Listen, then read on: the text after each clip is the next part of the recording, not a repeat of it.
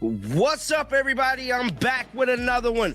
If you guys have not heard the news, I'm here to tell you, Caitlin Clark will not be playing today. Neither will A'ja Wilson. Now, with that being said, a lot has been surfaced. Two of the biggest names in the entire sport. Same night, both sidelined. And if your first instinct is to call that a coincidence, hang with me for a few minutes, because by the end of this, I don't think you will.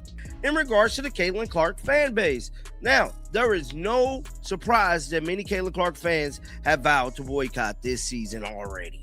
You know, everything that's transpired. Started off with Stephanie White. Caitlin Clark gets assaulted. Now we got Caitlin Clark injured. We don't know really when she's coming back, to be honest. So follow the timeline with me for a second, because it did not start with a back injury. It started with a new head coach and a whole lot of tension. Then came a season of Caitlin taking hit after hit on the floor. And now she's shut down, nobody will give a straight answer on when she's back, and fans are already vowing to boycott the rest of the year. And if this feels familiar, it should. We watched almost this same movie a season ago. The missed games, the vague updates, that same nagging feeling that we weren't getting the full story. So this isn't a one-off, it's a pattern. Hold on to that. Because there's one single date on the calendar coming up that is going to tell us whether this is exactly what they say it is, or whether something a lot bigger is playing out behind closed doors. We'll get there. Now, I'm here to play devil's advocate. What if, this is just John Liquidator theory, what if Caitlin Clark time really is up with the Indiana Fever? What if trades has possibly been negotiated? What if Caitlin is already kind of taking a stand to where, you know what? Y'all don't want to challenge my fouls. Y'all don't want to challenge my plays. Another year, I'll just do what I did last year. I'll just not play. Now let me be crystal clear about what that is, because I don't want anybody running out the door with it as fact. That's a theory. A trade being quietly negotiated, Caitlin's time in Indiana running out. None of that has been reported by anybody credible. None of it is confirmed, and I am not telling you it's true. What I am telling you is that when a franchise player keeps ending up unavailable and the answers keep getting vaguer, the fan base starts asking questions the team doesn't want to answer. And in this league, with this player, those questions travel fast. So no, I'm not saying she's getting traded. I'm saying the silence around all of it is loud. If she play in the All-Star game or come back before the All-Star game, well, I can't even say if she come back, because she might come back before the All-Star game. But if she plays in the All-Star game, then I will know definitively that Caitlin Clark will finish out the season. If Caitlin Clark do not play in the All-Star game, now this is just a theory. This is my theory. If she don't play in the All-Star game, get ready. Get ready. I'm telling you what I know. Get ready. And this is the date I told you to hold on to, the All-Star Game.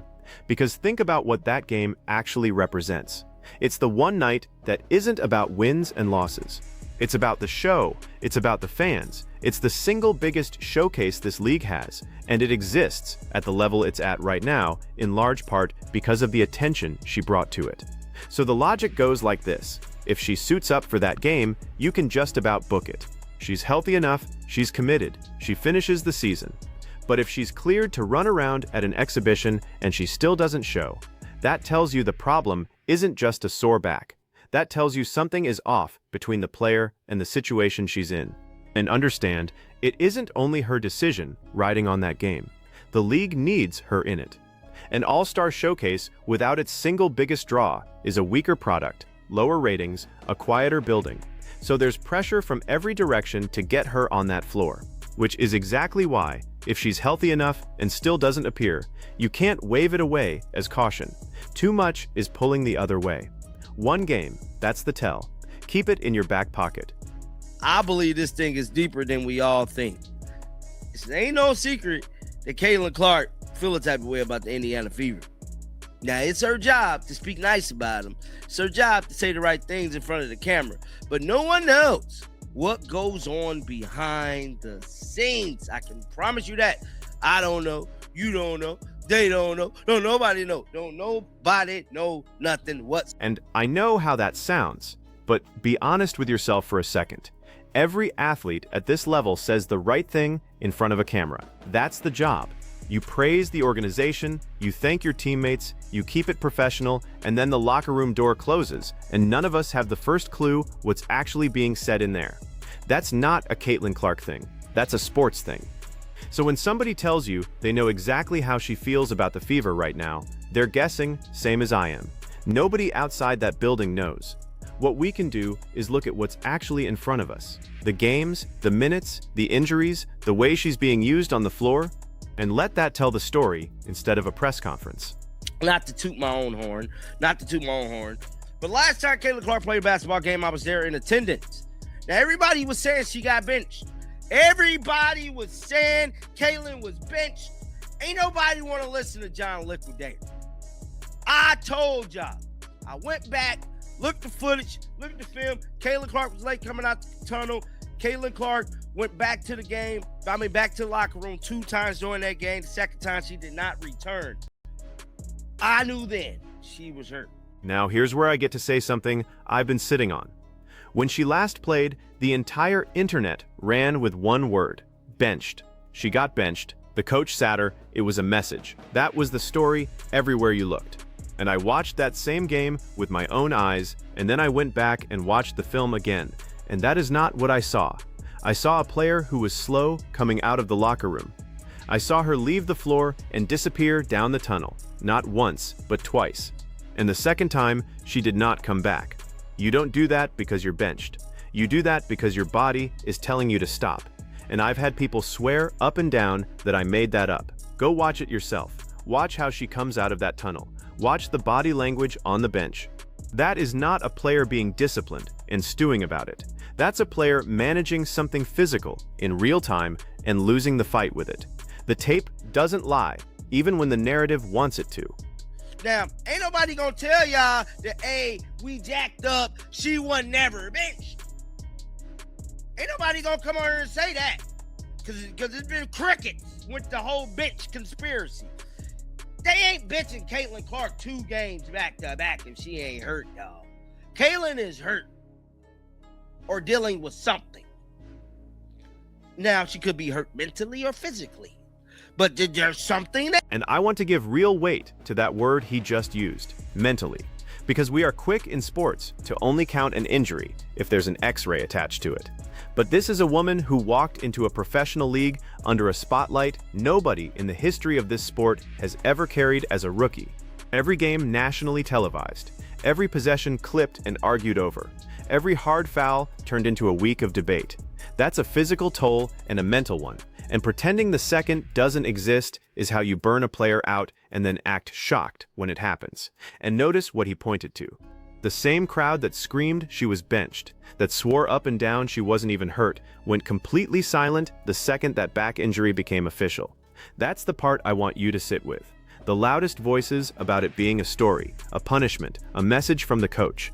Where did they go? Because you don't get to say she's faking, and then say nothing at all when the medical report lands. The quiet tells you they were wrong, and they know it. One fan said, boo, wish they would tell us more about her back. Is it chronic or due to an injury? Back problems are not minor issues. Definitely not. Miss seeing her play. And that comment right there is the whole thing in one sentence. Is it chronic or is it from a hit? Because those are 2 completely different conversations. If this back problem is something structural, something that's been building over time, that's a long-term worry for a franchise that just handed this woman the keys to everything. But if it's the product of taking contact game after game with nobody stepping in to stop it, that's not bad luck. That's a failure to protect her. And the team has not clarified which one it is. They gave us out with a back injury and left the rest to the internet.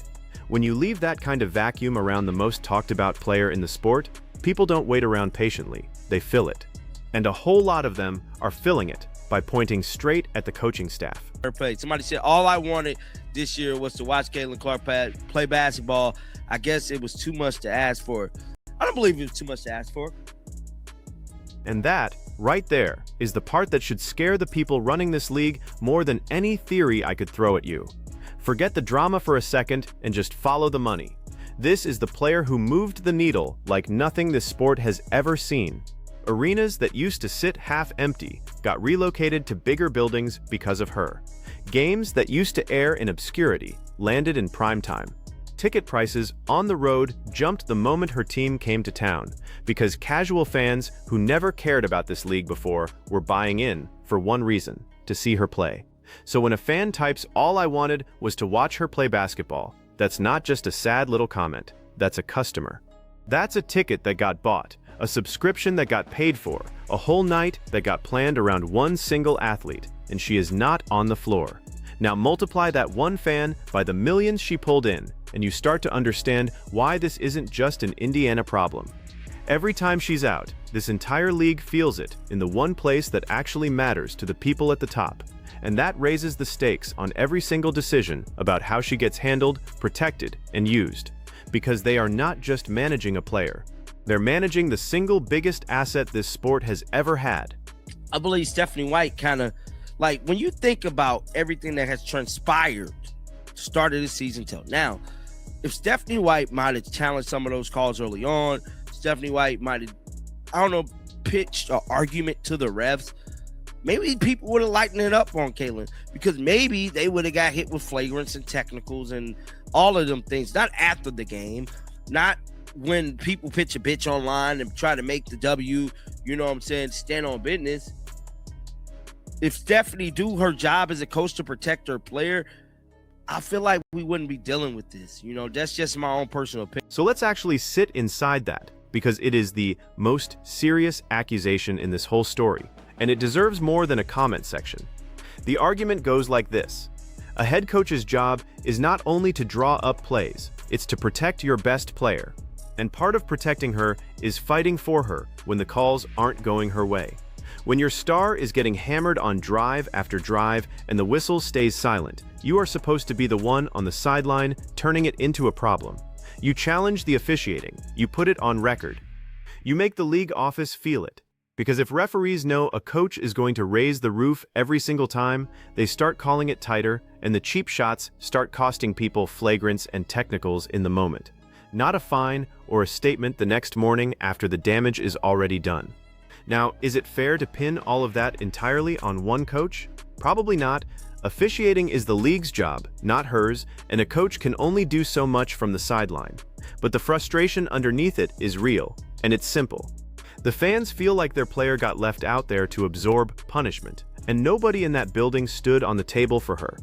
Whether that's completely accurate or not, that is the belief that's driving people to reach for the remote and turn the TV off. Hey, when I went to Iowa, it was a different vibe from when I went to Indy. Iowa is like Caitlin Clark heaven. The love, the energy in the arena at Carver, in the community in Iowa was just on a whole nother level. They bleed for Caitlin Clark in Iowa. Indy, they like the fever. I ain't gonna lie to you. Like I feel like they adopted Caitlin Clark, but they like Stephanie White, they like the fever, they like all they Indiana sports. And this part, people sleep on, but it might be the single most important piece of the whole puzzle. There is a difference between a fan base that likes a team and a fan base that lives and dies with a person. In college, the love around her was personal. It was a whole state treating one player like she belonged to them, packing an arena, bleeding for every possession. That kind of loyalty follows the person, not the jersey. It doesn't automatically transfer over to a pro franchise that had its own history and its own fans long before she ever showed up. So now you've got this enormous wave of people who are loyal to Caitlin Clark specifically. And if they get the sense that the organization she plays for isn't treating her the way they think she deserves, they don't grumble and stick around. They leave. They follow her, not the team. And that puts the franchise in a genuinely tough spot going forward. They can't simply run it back and hope the injuries stop on their own. They have to show, visibly, on the floor, in how they build around her and how hard they fight for her, that she is the priority and not just the ticket seller. Because the goodwill she walked in with is not infinite. It's being spent right now, comment by comment, every night she isn't out there. And once a fan base like hers decides the team squandered it, You do not win that back with a nice quote after the game.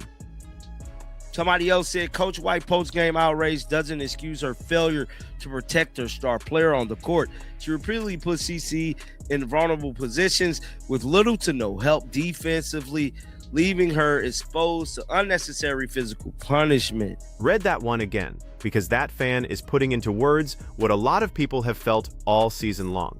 Vulnerable positions, little to no help, unnecessary physical punishment. And this is where I want to step off the theories for a minute and talk about what's actually on tape, because this part is not a rumor.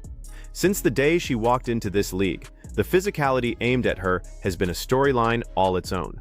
Hard fouls that got upgraded after review, off-ball shots that had nothing to do with the play, moments that made national headlines and had people who never watched a single minute of basketball suddenly arguing about it online. That's not something I'm inventing. That is documented, it's on film, and it's been picked apart on every sports show there is. So when her back finally gives out and she's shut down indefinitely, you don't have to believe in some grand conspiracy to connect a dot or two. A body can only absorb so much. And if the people around her spent a season letting her absorb it without making enough noise, then whether the injury is technically chronic or not almost stops mattering. The wear and tear was real. Everybody watched it happen. And now here we are. And let me say the fair part out loud too, because I try to be honest even when it complicates my own point. Basketball is a contact sport. Everybody takes hits. Stars get guarded harder than anyone. That's how it has always been. And some of what she's taken is just the price of being that good and that important on the floor. Not every hard foul is a crime. But there's a line between physical defense and a season of shots that had nothing to do with the basketball. And enough of what happened to her lived on the wrong side of that line that it stopped being a conversation about toughness and started being a conversation about protection. That is absolutely right. Now, just like I stated, it was news coming out about A'ja Wilson not playing, dealing with some ankle injury. That's what they saying it is. I don't know at this point, bro. I don't know. You can't really... I don't want to say that they lying, but Kaylin's not playing, A'ja's not playing. It all look a little spooky, man. It all just look a little spooky. And that brings me right back to where we started tonight, because it isn't only her. The other biggest name in the league is out too, on the same night with an ankle. Now, I am not going to sit here and tell you those two things are connected, because I don't have a shred of anything that says they are, and I'm not going to make something up to sell you a moment. Injuries happen, bodies break down. It could be nothing but rotten timing. But you can understand why, when the two most talked about players in the entire sport are both unavailable on the very night a lot of fans were already threatening to tune out. It makes people raise an eyebrow. He called it spooky. I just call it the kind of coincidence that gets people typing. And with this league, with these two names attached to it, the story writes itself whether there's anything underneath it or not. And that's all I'm going to say, man. I ain't even going to get into the A'ja Wilson story. It is what it is. Guys, get down in the comment section right now. Let me know if you guys will be checking out tonight's game. I will watch this one. If it start off boring, I'm going to cut it off. I'm going to cut it off. I ain't going to lie to you. I will cut it off. I think I cut the last game. So here's where I land after all of it. The injury is real. I watched her walk off that floor, and I believe her body gave out. But real and simple are not the same thing. You can have a genuine injury and still have a much bigger story sitting right underneath it.